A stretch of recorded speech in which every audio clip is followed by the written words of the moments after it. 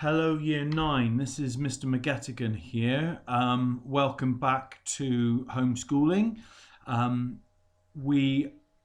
Last term we were reading Of Mice and Men and we got up to chapter 5 and lots of you did fantastic work and we're very pleased with a lot of the work that you guys have been doing.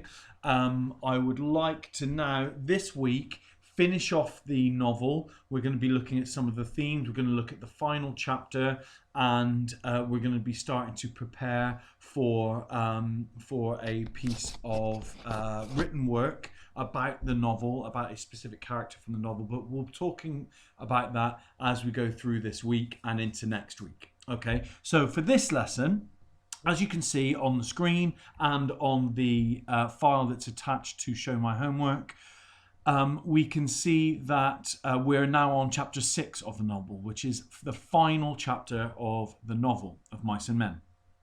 What I would like you to do is now pause the video and read the final chapter of the novel. You can use the link that you've got here for the audiobook, so you can listen as you read along. I would recommend that you read along rather than just listening to the audiobook. You will be able to soak up a lot more of what you're reading if you're doing both at the same time. So pause the video now and then we will get on with the lesson. Okay, so you've just read the final chapter of the novel, and it's a quite short chapter, but it's strange in places with Lenny's visions of Aunt Clara and the giant rabbit, and obviously it's quite dramatic towards the end. Okay, we have it now 6 questions to answer. I would like all of you to attempt questions 1, question 2, and question 3. Some of you might want to challenge yourselves a little further and answer question 4 and question 5. And there's a small amount of you, I'm sure, that really want to challenge yourselves, and you can then look at question 6. I'm going to talk very briefly through all of these questions and just to give you a little bit of help, and then I will set you off and you can complete that work. So, question 1 is this. Steinbeck uses the setting of this chapter to help mirror the opening of the book. In particular, he uses phrases and images that are similar to both. For example, a water snake slipped along the pool, its head held up like a little periscope, which is in chapter 1. And a water snake glided smoothly up the pool, twisting its periscope head from side to side, which is from chapter 6. So you can see here from these 2 quotations that Steinbeck is using very similar language and he's using similar images within his writing. We know that the location of both chapter 1, when Lenny and George come through and stay by the riverside in the brush, to chapter 6. And it's the same location, but the description mirrors each other as well. So your question here is find one other example of this mirroring and use quotes to illustrate the similarity. Okay, so find 2 quotations, one from chapter 1 and one from chapter 6 to show this this mirroring. Okay, and then the B section of this question is, why do you think Steinbeck uses this mirroring technique? So this is going to get you to think about why he would want to do that. Maybe what does it say about the themes? What does it say about the characters and the journey that they have been on? Okay, if you think that actually they've come full circle, they are right back where they started from the start of the story, that might help with answering that B section of question 1. Okay, so there you go, question 1. Now, question 2. What is the significance of Lenny's 2 visions, Aunt Clara and the giant rabbit, both of whom speak in Lenny's own voice? Use at least 2 quotes in your answer. So with this question, you might want to think about this word significance. Significance basically means importance. Why are these two visions important? What do they tell us about Lenny? What do they tell us about Lenny's state of mind right now? We know that he knows he's done a bad thing. And we know that throughout the novel, George has warned him that bad things will happen if he does a bad thing, if he can't control himself. He's been warned against Curly's wife, and we know now that because of his inability to control himself, Curly's wife is now dead by Lenny's hand. So have a think now about Aunt Clara and the giant rabbit.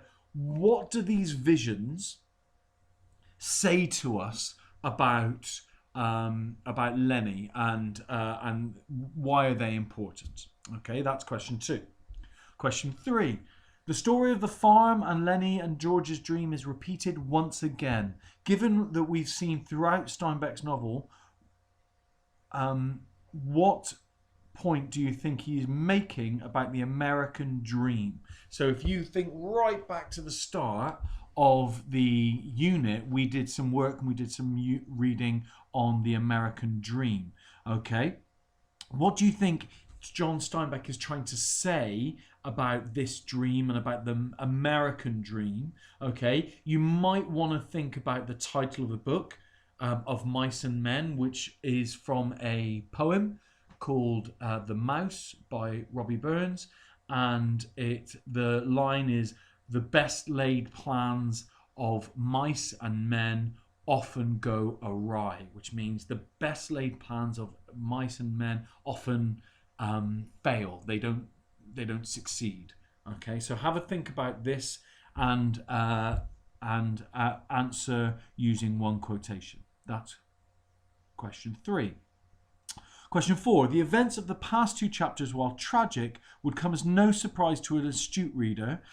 Explain how the following aspects of the novel have foreshadowed the final tragedy of Lenny's death. Now, we're going to be looking at foreshadowing later on this week, but very basically, it's kind of showing what is going to happen in the future, a bad thing that will happen in the future. So, we've got 5 things here. We've got the discussion of Lenny and George's contingency plan in chapter 1, which is coming back to the brush. The symbolism of Lenny's mice, okay? The incident between Lenny and the girl in the red dress that we heard of in chapter 1. The symbolism of Candy's dog. Have a think about that. We know almost right in the middle of the story, we hear about Candy's dog, who is no good to nobody, and he would be better off being put down, okay? And the symbolism of Lenny's puppy, okay? So have a think about that. And what I would like you to do is explain for each of these, or of as many of these as you possibly can, how they have foreshadowed this final tragedy of Lenny's death. Okay? Question 5 now. We have now reached the climax of the novel, the heartbreaking moment where George feels forced to kill his closest and only true friend. And here are 2 quite simple questions. What drove George to believe he had to kill Lenny? And do you think George did the right thing? Why or why not? Now, this second part of the question very much depends on your point of view. There are lots of reasons why George killing Lenny is the right thing. And there are a lot of reasons why George killing Lenny is the wrong thing. And it's very much kind of your opinion on whether he did the right thing or not. And you just need to explain yourself in that answer. And finally, question 6, and this is going to be for those of you who really want a challenge and really want to kind of push your thinking and push your analysis and critical skills as far as they can go. Throughout the book, Lenny has remained an outsider. He has been unable to interact with others and fulfill the role that society dictates he should. As a result, he has remained separate from all other people except George. Considering what happens to Lenny, what do you think Steinbeck is saying about how society relates to outsiders?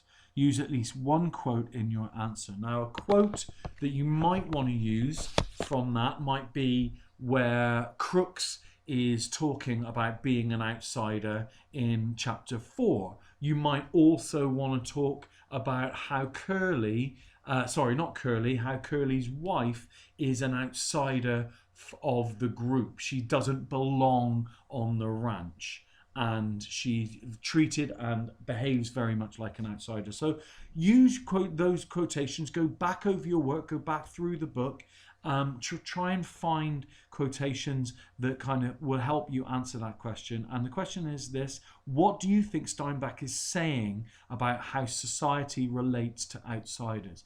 You can, when you're answering this question, think about how modern society treats outsiders. You can think about how we treat homeless people, how we treat people with mental health issues, how we treat people who are a little bit different from us. You can even, if you really want to bring things in from the wider world, you can start talking about Brexit, how we as a country have decided that we don't want as many outsiders as we were getting, and immigration is a part of that as well. So really, for this question, push your thinking and start to think about the theme of outsiders in a wider way to help answer that question.